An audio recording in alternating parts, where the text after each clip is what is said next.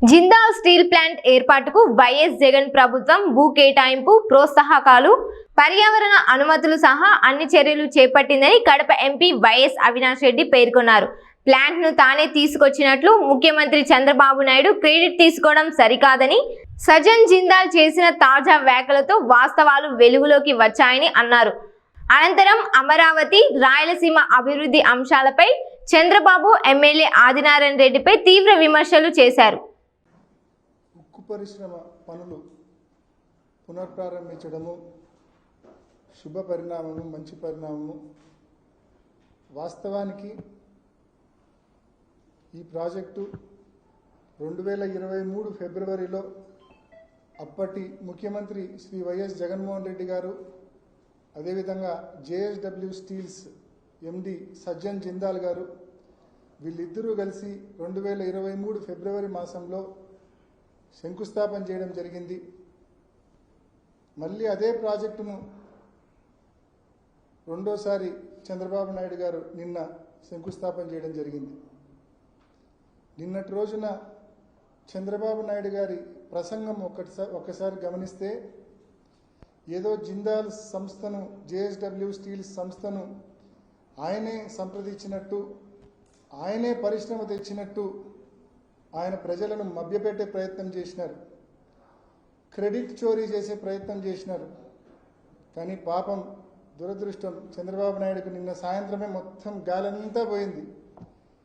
నిన్న సాయంత్రం JSW steels అధినేత సజ్జన్ జిందాల్ గారు రీట్వీట్ చేస్తూ చాలా స్పష్టంగా జగన్మోహన్ రెడ్డి గారి ప్రభుత్వం చేసిన పనుల వల్ల, ఆ ప్రభుత్వం ఇచ్చిన సహకారం వల్ల, ఆ ప్రభుత్వం ఇచ్చిన అనుమతుల వల్ల ఇవాళ ఈ ప్రాజెక్టును ముందుకు తీసుకెళ్లగలుగుతున్నానని చెప్పి చాలా స్పష్టంగా ఆయన రీట్వీట్ చేయడం జరిగింది. ఆ ట్వీట్తో నిజంగా మాలాంటి వాళ్ళు ఎవరు కూడా ఇంకా చంద్రబాబు నాయుడు గారికి కౌంటర్ కూడా ఇవ్వాల్సిన అవసరం లేకుండా చంద్రబాబు నాయుడు గారి క్రెడిట్ చోరీ ప్రయత్నాన్ని మొత్తాన్ని కూడా జేఎస్డబ్ల్యూ స్టీల్స్ యాజమాన్యము, ఆ సంస్థ ఎండీనే పూర్తిగా ఎక్స్పోజ్ చేయడం జరిగింది. మరి ప్రజలంతా కూడా గమనించారు నిన్నటి రోజున. వాస్తవానికి ఒక్కసారి జమ్మలమడుగులో ఉక్కు పరిశ్రమకు సంబంధించిన గతాన్ని ఒక్కసారి నెమరవేసుకుంటే, జ్ఞాపకం చేసుకుంటే మనందరికీ తెలుసు, 2007 సంవత్సరంలో జూన్ మాసంలో అప్పటి ముఖ్యమంత్రి దివంగత మహానేత డాక్టర్ వైఎస్ రాజశేఖర రెడ్డి గారు బ్రహ్మిణి స్టీల్స్కు శంకుస్థాపన చేయడం జరిగింది.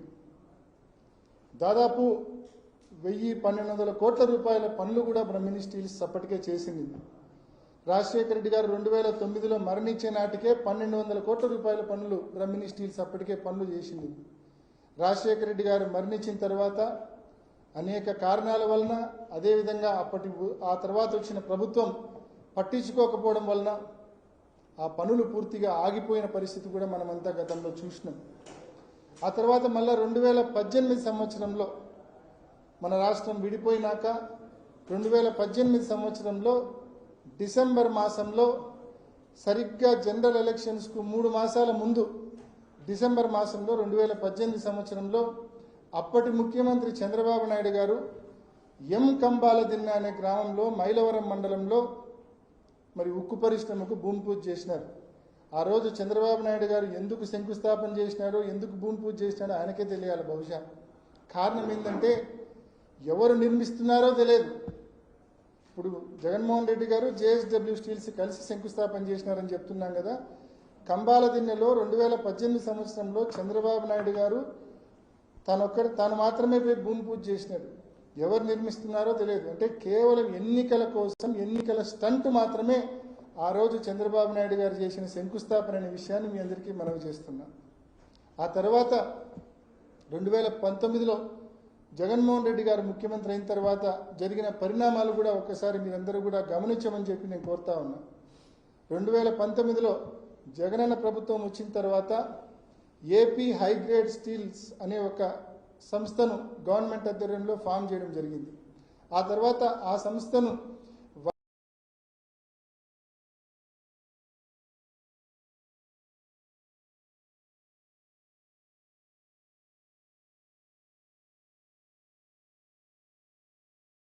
ఈ సంస్థ పేరుతో 3,300 ఎకరాల భూ కేటాయింపు జరిగింది ఉక్కు పరిశ్రమ నిర్మాణం కోసం. ఆ తర్వాత జగన్మోహన్ రెడ్డి గారు ఒక స్ట్రాంగ్ ప్రైవేట్ యాజమాన్యము, ఒక బలమైన ప్రైవేట్ యాజమాన్యం ముందుకొస్తేనే ఉక్కు పరిశ్రమ నిర్మించడం పూర్తిగా సాధ్యమవుతుంది. మనం ప్రభుత్వం నుంచి డబ్బులు పెట్టి వైఎస్ఆర్ స్టీల్ కార్పొరేషన్ ఆధ్వర్యంలో ఉక్కు పరిశ్రమ నిర్మించాలంటే ఎంతో కాలం పడుతుంది. అంత ఆర్థికంగా ప్రభుత్వం అంత భారం కూడా మోసే పరిస్థితి ఉండదని చెప్పి జగన్మోహన్ రెడ్డి గారు తానే స్వయంగా టాటా వంటి సంస్థలతో, ఎస్ఆర్ స్టీల్స్ వంటి సంస్థలతో, జేఎస్డబ్ల్యూ జిందాల్ స్టీల్స్ వంటి సంస్థలతో ప్రత్యక్షంగా జగన్మోహన్ రెడ్డి గారే సంప్రదింపులు జరిపి జేఎస్డబ్ల్యూ స్టీల్స్ సంస్థను ఒప్పించి జగన్మోహన్ రెడ్డి గారు డిసెంబర్ 21, 2022 మరి జేఎస్డబ్ల్యూ స్టీల్స్ వారికి సంబంధించి ఉక్కు పరిశ్రమ నిర్మాణం వారి పేరుతో జీవో నెంబర్ 87 కూడా రిలీజ్ చేయడం జరిగింది. ఈ జీవోలో చాలా స్పష్టంగా జేఎస్డబ్ల్యూ స్టీల్స్కు సంబంధించి వాళ్ళు ఏమేమి ఇన్సెంటివ్స్ అడిగినారు, అదేవిధంగా ప్రభుత్వం జగనన్న ప్రభుత్వం ముందుకు వచ్చి ఏమేమి ఇన్సెంటివ్స్ వీళ్ళకి ఇచ్చింది, ఇవన్నీ కూడా ఇన్ డీటెయిల్ 2022 డిసెంబర్ 21 యాదృచ్ఛికంగా జగనన్న పుట్టినరోజు కూడా అదే రోజు. మరి ఆ రోజు ఇష్యూ చేసిన ఈ జీవో చాలా స్పష్టంగా జేఎస్డబ్ల్యూ స్టీల్స్ వారికి దాదాపు 1,100 ఎకరాల భూ కేటాయింపు, ఏది ఫేజ్ 1కు మాత్రమే, మళ్ళీ ఫేజ్ 2కు మళ్ళీ సపరేట్ కేటాయింపు. వైఎస్ఆర్ స్టీల్ కార్పొరేషన్ లిమిటెడ్ పేరుతో ఉన్న 3,300 ఎకరాల నుంచి 1,100 ఎకరాల భూ కేటాయింపు phase 1 JSW Jindal steels plant నిర్మాణం కోసం అలకేట్ చేయడం జరిగింది. దాంతోపాటు ఆ స్టీల్ ప్లాంట్ నిర్మాణానికి అనేక ఇన్సెంటివ్స్ కూడా మంజూరు చేయడం జరిగింది. అనేక ఇన్సెంటివ్స్ అంటే ట్యాక్స్ ఎగ్జంప్షన్స్, పవర్ ఛార్జెస్లో సబ్సిడీస్, ఇటువంటివన్నీ అనేక స్టేట్ జిఎస్టీలో ఎగ్జంప్షన్స్ ఇవన్నీ కూడా మంజూరు చేయడం జరిగింది. వాస్తవానికి మరి 2023 ఫిబ్రవరి మాసంలో జగన్మోహన్ రెడ్డి గారు అదేవిధంగా సజ్జన్ జిందాల్ గారు ఇద్దరు కలిసి మరి సున్నప్రాలపల్లెలో ఇద్దరు కలిసి మరి భూమి పూజ చేయడం జరిగింది, శంకుస్థాపన చేయడం జరిగింది. ఈ సందర్భంగా ఒకటే అందరినీ గమనించమని నేను కోరుతా ఉన్నా. జగన్మోహన్ రెడ్డి గారు కేవలం భూమి పూజ చేసి, లేకుంటే సజ్జన్ జిందాల్ గారితో భూమి పూజ చేసో, లేకుంటే శంకుస్థాపన చేసో జగన్మోహన్ రెడ్డి గారు ఆ ఇష్యూ ఆడికి వదిలేదు.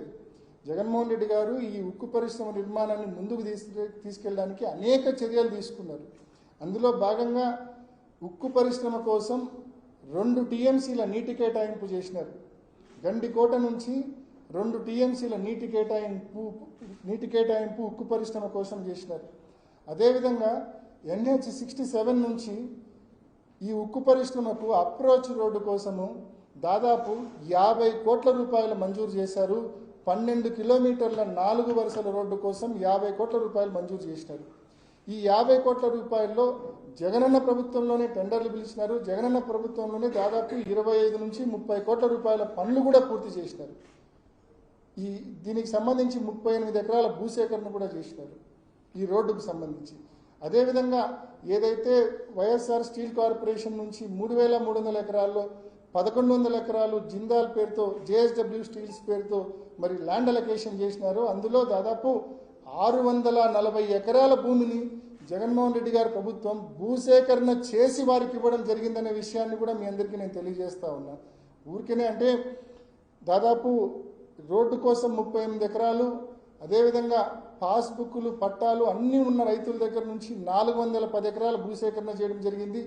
కొంతమంది రైతులకైతే అసైన్మెంట్ కమిటీలో మా పేర్లు పాస్ అయినాయి, కానీ మాకు పాస్బుక్లు లేవు, మాకు ఆన్లైన్లో మా పేర్లు లేవు, మా దగ్గర డీ పట్టాలు లేవంటే వాళ్ళకు కూడా 50% ఆఫ్ ద కాంపెన్సేషన్ ఇచ్చి సున్నప్రాలపల్లె, పెద్దదండ్లూరు గ్రామాలకు సంబంధించిన రైతులకు దాదాపు మొత్తం వెరసి టోటల్ ఈ 38 ప్లస్ 410 ప్లస్ 200 దాదాపు 640 ఎకరాల భూమిని సేకరించడం జరిగింది జగనన్న ప్రభుత్వము ఈ ఉక్కు పరిశ్రమ నిర్మాణం కోసం అనే విషయాన్ని కూడా మీ అందరికీ నేను తెలియజేస్తా ఉన్నా. అదేవిధంగా ఒక పరిశ్రమ నిర్మించాలంటే అన్నింటికంటే ముఖ్యమైనది ఎన్విరాన్మెంటల్ క్లియరెన్స్, పర్యావరణ అనుమతి. ఆ పర్యావరణ అనుమతి కూడా జగనన్న ప్రభుత్వమే తెచ్చిందనే విషయాన్ని కూడా నేను మీ అందరికీ మనవి చేస్తా ఉన్నా. అదేవిధంగా ఏ సంస్థ అయినా సరే నిర్మాణ పనులు మొదలు పెట్టాలంటే ఖచ్చితంగా సిఎఫ్ఈ అనేది ఉండాలి. అంటే కన్సెంట్ ఫర్ ఎస్టాబ్లిష్మెంట్ అనేది మ్యాండేటరీగా ఏ సంస్థకైనా ఉండాలి. ఆ సిఎఫ్ఈ అనుమతులు కూడా, కన్సెంట్ ఫర్ ఎస్టాబ్లిష్మెంట్ అనుమతులు కూడా జగనన్న ప్రభుత్వమే తెచ్చిందనే విషయాన్ని కూడా మీ అందరికీ మనవి చేస్తా ఉన్నా. ఇవన్నీ జగనన్న ప్రభుత్వం చేసింది కాబట్టే ఇంత వ్యయం, ఇంత ఖర్చు చేసింది కాబట్టే, ఇంత భూసేకరణ చేసింది కాబట్టే, అప్రోచ్ రోడ్డు కోసం 50 కోట్ల రూపాయలు మంజూరు చేసింది కాబట్టే, 2 టీఎంసీల నీటిని అలకేట్ చేసింది కాబట్టే, పర్యావరణ అనుమతులు ఇచ్చింది కాబట్టే, కన్సెంట్ ఫర్ ఎస్టాబ్లిష్మెంట్ ఇచ్చింది కాబట్టే, ఇన్ని పనులు చేసింది కాబట్టే, ఇంతగా సహకరించింది కాబట్టే నిన్నటి రోజున సజ్జన్ జిందాల్ గారు చాలా స్పష్టంగా మీరు ఇచ్చిన అనుమతుల వల్లనే ఇవాళ ఈ ప్రాజెక్టును నేను ముందుకు తీసుకెళ్లగలుగుతా ఉన్నానని చెప్పి చాలా స్పష్టంగా స్పష్టం చేయడం జరిగిందనే విషయాన్ని కూడా అందరికీ నేను మనవి చేస్తా ఉన్నాను.